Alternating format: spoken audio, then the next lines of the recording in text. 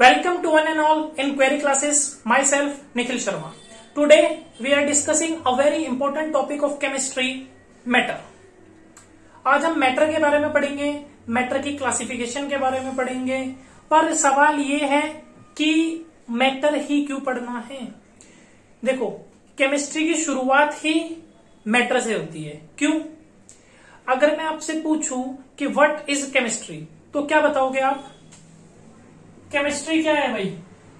तो देखो, अगर आप बहुत सिंपल वर्ड्स में केमिस्ट्री को डिफाइन करना चाहते हैं तो हम कह सकते हैं भाई केमिस्ट्री साइंस की वो ब्रांच है जिसमें हम किसके बारे में पढ़ते हैं? मैटर के, मैटर की प्रॉपर्टीज, मैटर की कंपोजिशन वगैरह। ठीक है भाई। अब ये मैटर क्या है भाई? मैटर क्या होता है? सबने वैसे भाषा डेफिनेशन इसकी रट रखी है। मैटर क्या है? Anything which occupies space and has mass is called matter. मतलब कोई भी चीज जो स्पेस ऑक्यूपाई करे प्लस उसका कुछ ना कुछ क्या हो, मास हो, वो क्या होता है? मैटर। जैसे कि मैं इस मार्कर की बात करूं, क्या ये मार्कर थोड़ी बहुत जगह घेर रहा है, कुछ स्पेस ऑक्यूपाई कर रहा है? हाँ जी, कर रहा है। तो ये क्या है? मैटर है। मैं अपने चश्मे की बात करूं, क्या मेरा चश्मा मैटर है? हाँ जी, इसका कुछ मास भी है और ये कुछ ना कुछ स्पेस भी ऑक्यूपाई कर रहा है, ये भी मैटर है। मैं इस बोर्ड की बात करूं, क्या ये मैटर है? हाँ जी, ये भी मैटर है। क्या मैं मैटर हूं? हाँ जी, मेरा भी कुछ मास है और मैं भी कुछ स्पेस ऑक्यूपाई कर रहा हूं, मैं भी मैटर हूं। ठीक, तो मैटर क्या होगा? Anything which occupies space and has mass is called matter.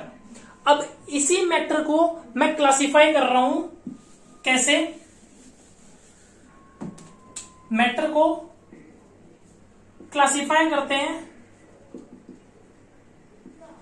Physical और केमिकली। ठीक है। अब फिजिकल प्रॉपर्टीज के अंदर क्या आएगा भाई? फिजिकल प्रॉपर्टीज क्या होंगी?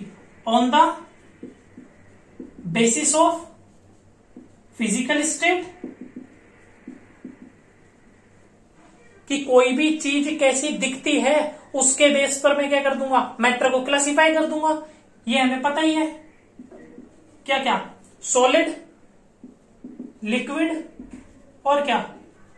गैस। अगर मैं मैटर को क्लासिफाई करूं ऑन फिजिकली, तो फिजिकली मैटर जो है हमारा तीन तरीके का हो गया, सॉलिड, लिक्विड और गैस। यही अगर मैं क्या करूं, मैटर को केमिकली क्लासिफाई करूं, तो केमिकली हम क्लासिफाई कर सकते हैं दो पार्ट्स में। किस किस में भाई? एक तो हो गया हमारा प्योर सब्सटेंस और दूसरा क्या हो गया भाई? हमारा मिक्सचर। अब इसी प्योर सब्सटेंस को मैं फर्दर और डिवाइड कर देता हूं। प्योर सब्सटेंसेस कौन कौन से हमारे? एक भाई हमारा एलिमेंट्स और दूसरा हमारा कंपाउंड्स। अब क्या हम मिक्सचर को भी फर्दर क्लासिफाई कर सकते हैं? हाँ जी, बिल्कुल कर सकते हैं। हमारे मिक्सचर कौन कौन से होते हैं? एक होमोजीनियस और दूसरा हेट्रोजीनियस। अब ये तो पता चल गया भाई, मैटर को क्लासिफाई कर दिया फिजिकली और केमिकली। फिजिकली हमारा मैटर जो है कितने तरीके का है? तीन तरीके का है, सॉलिड, लिक्विड एंड गैस। और chemically pure substances and mixture. Pure substances और मिक्सचर को भी मैंने फर्दर क्लासिफाई कर दिया। अब एक एक करके इनके बारे में पढ़ते हैं। ठीक है। सबसे पहले बात करते हैं हम किसकी? फिजिकल क्लासिफिकेशन की। ठीक, फिजिकल क्लासिफिकेशन में हमने तीन चीज देखी। पहला सॉलिड, दूसरा लिक्विड और तीसरा गैस। देखो भाई, सॉलिड क्या होता है? सॉलिड होता है हमारा, हमने 9th क्लास में भी पढ़ा है, जिसका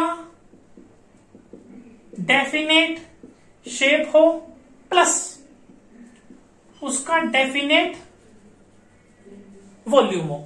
जैसे कि यही मेरा मार्कर। ठीक है। इस मार्कर का ना एक डेफिनेट शेप है। मतलब भाई अगर मैं इसे बाल्टी में डाल दूं तो क्या इसकी शेप चेंज हो जाएगी? नहीं होने की। मैं इसे किसी कटोरे में डाल दूं, क्या इसकी शेप चेंज हो जाएगी? नहीं, क्योंकि इसकी जो शेप है ना वो डेफिनेट है। हर एक सॉलिड की शेप डेफिनेट होती है। अब दूसरी चीज, क्या इसका डेफिनेट वॉल्यूम है? हाँ जी, इसका डेफिनेट वॉल्यूम है। आप इसको, अगर ये 50 ग्राम का है, ठीक है, मैंने क्या करा, उसी बाल्टी में इसको डाल दिया, ठीक। अब इसी का ही, बाल्टी का वेट नहीं, इसी का वेट कर रहा हूं मैं, तो क्या इसका वेट बदल जाएगा? नहीं बदलेगा जी। क्यों? क्योंकि इसका वॉल्यूम भी क्या है? डेफिनेट है। तो हमारा सॉलिड क्या होता है? जिसका शेप भी डेफिनेट हो और जिसका वॉल्यूम भी डेफिनेट हो। यही अगर मैं बात करूं किसकी? लिक्विड की। लिक्विड क्या होते हैं हमारे? जिनकी शेप डेफिनेट नहीं होती पर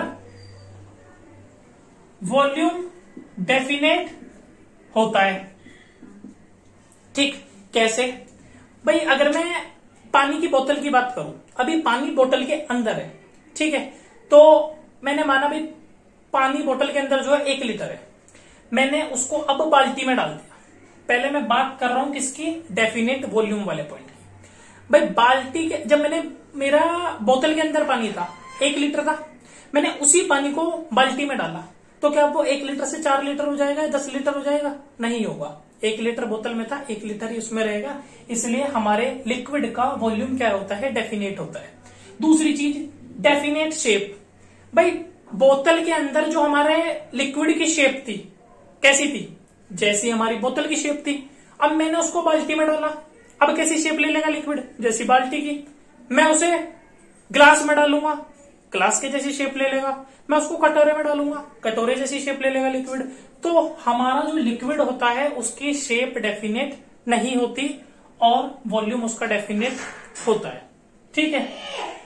मैं इनके एग्जांपल्स नहीं लिख रहा हूं, तुम जानते हो सॉलिड वगैरह का एग्जांपल कुछ भी लिख लो, आयरन वगैरह जो भी तुम्हें अच्छा लगे, गोल्ड, प्लेटिनियम। और लिक्विड का एग्जांपल वाटर, ऑयल, एल्कोहल। बात करता हूं गैस की। गैस क्या होता है भाई? गैस जिसका ना तो डेफिनेट शेप होता और ना ही डेफिनेट वॉल्यूम होता। कैसे भाई? भाई सबसे पहले बात करते हैं किसकी? डेफिनेट शेप की। वही सेम बात, मेरे पास किसी कंटेनर के अंदर गैस है, अभी जो उसकी शेप है गैस की वो कंटेनर जैसी है। अब मैं उस गैस को कमरे में खोल के रख दूं, कैसी शेप ले लेगा वो? जैसे कमरे की शेप होगी, पूरे कमरे में फैल जाएगा। मैं उसको किसी पन्नी में भरने लग जाऊं, पन्नी जैसी शेप ले लेगा भाई। मैं उसको किसी कनस्तर में भर दूं, कनस्तर जैसी शेप ले लेगा भाई। तो गैस की कोई भी डेफिनेट शेप नहीं होती। दूसरी चीज, क्या गैस का डेफिनेट वॉल्यूम होता है? नहीं जी, गैस का वॉल्यूम भी डेफिनेट नहीं होता। कैसे जी? देखो, जब मैंने गैस को किसी कंटेनर में रखा हुआ था, सपोज कंटेनर की कैपेसिटी थी भैया 15 ml वगैरह मान लो, ठीक है। अब मैंने उसी, जितनी गैस उसके अंदर थी उतनी को कमरे में लाके खोल दिया। अब गैस क्या कोशिश करेगी कि जितना मेरे कमरे का वॉल्यूम है ना, पूरा स्पेस ऑक्यूपाई करने की, ठीक है। ऐसे आप उसको थोड़ी कम वॉल्यूम वाली जगह पर डालोगे तो वो तब भी उतने वॉल्यूम में इजीली एडजस्ट हो जाएगी, ठीक। तो गैस का ना तो डेफिनेट शेप होता और ना ही डेफिनेट वॉल्यूम। अब बात करता हूं मैं किसकी? केमिकल क्लासिफिकेशन की, जो बच्चों को ज्यादातर समझ में नहीं आती है। हमने अभी भी देखा था कि हमने मैटर को जब केमिकली क्लासिफाई करा था तो मैंने 2 पार्ट्स में करा था। एक मेरा प्योर सब्सटेंस और दूसरा हमारा मिक्सचर। अब सबसे पहले देखते हैं प्योर सब्सटेंसेस क्या होते हैं। तो प्योर सब्सटेंसेस वो होते हैं, मतलब जिन भी चीजों से मिलके ये बनेंगे, हमारे एटम्स वगैरह, उनका जो कंपोजिशन होगा वो फिक्स होगा। प्योर सब्सटेंसेस के अंदर जो कंपोजिशन होगा, जिन चीजों से हमारे सब्सटेंसेस मिलके बने हैं, वो फिक्स होगा। जैसे मैं बात करूं आपसे पानी की, H2O। देखो प्योर सब्सटेंसेस का मतलब ये नहीं होता जो केवल एक ही चीज से मिलके बना हो, मतलब खाली ऑक्सीजन खाली हाइड्रोजन, नहीं, वो प्योर नहीं है। मतलब वो भी प्योर है, पर प्योर सब्सटेंसेस की जो मेन डेफिनेशन है वो क्या है, कंपोजिशन फिक्स होनी चाहिए भाई। ये नहीं कि एक ही चीज से मिलके बना हुआ है। जैसे मैंने लिख दिया H2O, क्या हमारा वाटर प्योर है या इम्प्योर है? ठीक है। अब H2O के अंदर जो हाइड्रोजन और ऑक्सीजन का कंपोजिशन है, कैसे? अगर मैं इन टर्म्स ऑफ मास बात करूं, देखो इसके अंदर 2 हाइड्रोजन है, एक हाइड्रोजन का वेट होता है 1 ग्राम, 2 को हो जाएगा 2 ग्राम। ऑक्सीजन के वेट की बात करूं तो 16 ग्राम। अगर मैं इन टर्म्स ऑफ रेशियो लिखूं तो 1:8 आएगा इनके वेट का रेशियो। तो प्योर सब्सटेंसेस वो होते हैं जिनके अंदर जो हमारे ये एटम्स है जिनसे मिलके वो बना है, वो कंपोजिशन फिक्स होना चाहिए। अब ये पानी मैं अपनी टैप में से निकाल लूं, मैं हरिद्वार से लेके आऊं, या मैं किसी दिल्ली के पानी की बात करूं, उस पानी के अंदर जो H2O हाइड्रोजन और ऑक्सीजन का कंपोजिशन होगा वो हमेशा 1:8 ही होगा। तो वो सब्सटेंसेस हमारे कैसे हो गए? प्योर सब्सटेंसेस, जिनके अंदर एटम्स का कंपोजिशन कैसा होगा? फिक्स होगा। इन्हीं प्योर सब्सटेंसेस को मैंने क्लासिफाई करा था एलिमेंट्स और कंपाउंड्स में। ठीक भाई, अब हमारे एलिमेंट्स क्या होते हैं? देखो एलिमेंट क्या होते हैं? वो सब्सटेंसेस जिनको आप फर्दर ब्रेक डाउन नहीं कर सकते हो सिंपलर सब्सटेंसेस में। आप इनको ब्रेक डाउन नहीं कर सकते हो किसमें? सिंपलर सब्सटेंसेस में। तोड़ वोड़ नहीं सकते हो आप इनको। हमारे पीरियोडिक टेबल के अंदर जो अभी तुम्हें दिखते हैं वो ON, oxygen, nitrogen, hydrogen, silver, platinum, gold, ये सभी के सभी हमारे कैसे हैं? ये सभी के सभी हमारे क्या है? एलिमेंट्स है। तुम्हारे पीरियोडिक टेबल के अंदर जो भी सारे सब्सटेंसेस हैं वो एलिमेंट्स बोलते हैं हम उन्हें। ठीक, अब बात आती है किसकी? कंपाउंड की। भाई कंपाउंड क्या होता है फिर? कंपाउंड हमारा डिफरेंट टाइप्स ऑफ एलिमेंट्स से मिलके बनेगा। किससे? डिफरेंट टाइप्स ऑफ एलिमेंट्स कह लो या डिफरेंट टाइप्स ऑफ एटम्स कह लो। किससे मिलके बनेगा? डिफरेंट टाइप्स ऑफ एटम्स से मिलके। मतलब ये जो पीरियोडिक टेबल के अंदर आपने सारे एलिमेंट देखे, इनसे जो मिलके आपको चीजें मिलेंगी वो हमारे कंपाउंड्स कहलाएंगे। जैसे भाई मैं हाइड्रोजन और क्लोरीन 2 एलिमेंट उठा लिए मैंने, इन दोनों से मिलके क्या बन गया? HCl बन गया।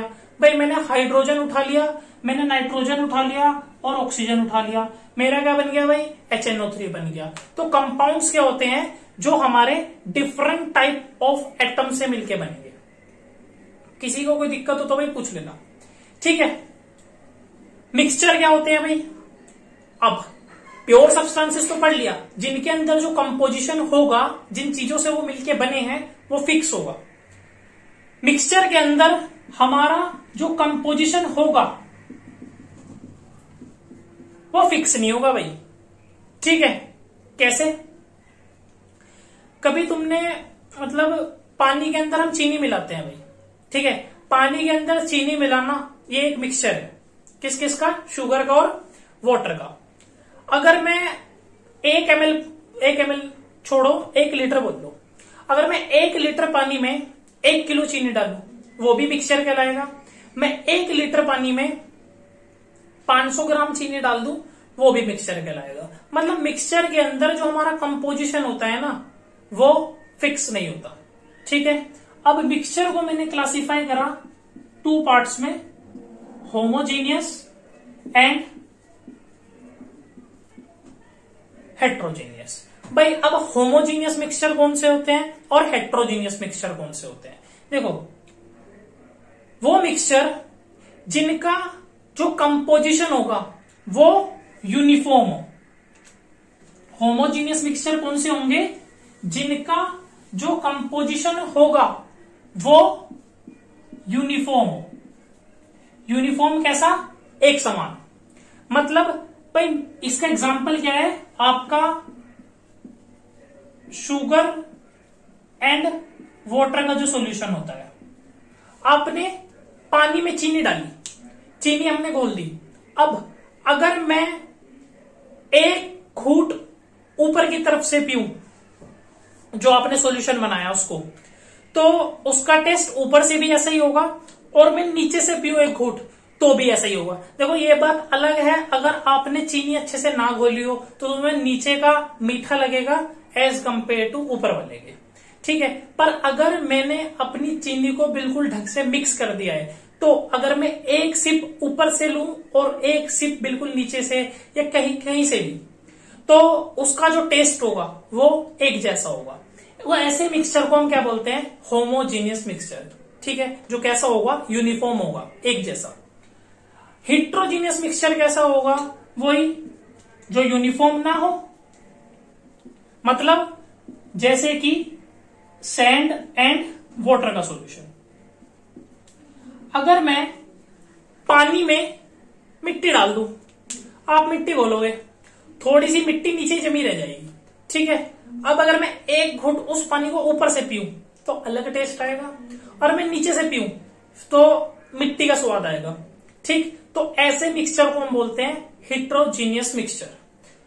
अब बस एक लास्ट चीज जो आज हम पढ़ेंगे, इसके बाद आगे कंटिन्यू करेंगे। कोई मेरे को बताना चाहेगा भाई कंपाउंड और मॉलिक्यूल में क्या अंतर होता है? इसमें थोड़े से बच्चे कंफ्यूज रहते हैं, इसलिए मैं इसको स्पेशली बता रहा हूं नोट डाल के। भाई कंपाउंड और मॉलिक्यूल में क्या अंतर है? देखो अभी अभी हमने कंपाउंड पढ़ा था। कंपाउंड में हमने पढ़ा था कि कंपाउंड किससे मिलके बनता है? डिफरेंट एटम्स से मिलके बनेगा हमारा कंपाउंड। हमने एग्जांपल भी देखे थे भाई, HCl, HNO3, H2SO4, CaCl2, जो भी आपको अच्छा लगे। फिर मॉलिक्यूल क्या है भैया? देखो मॉलिक्यूल क्या होता है? मॉलिक्यूल हमारा सेम एटम्स से मिलके भी बन सकता है और डिफरेंट एटम से मिलके भी बन सकता है, ठीक है।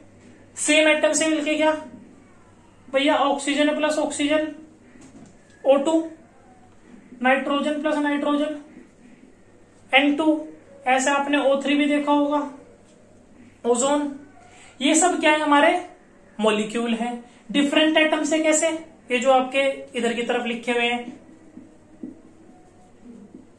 इससे एक बात क्लियर होती है कि हमारा कंपाउंड, आप अपने कंपाउंड को हमेशा क्या कह सकते हो कि वो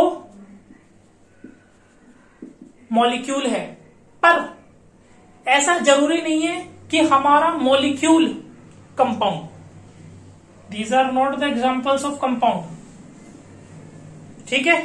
किसी बच्चे को कोई क्वेरी हो वो कमेंट बॉक्स में करके पूछ सकता है। आगे हम इस चैप्टर को अगली वीडियो में कंटिन्यू करेंगे। Thank you. वीडियो अच्छी लगी हो तो लाइक करें और चैनल को सब्सक्राइब करें।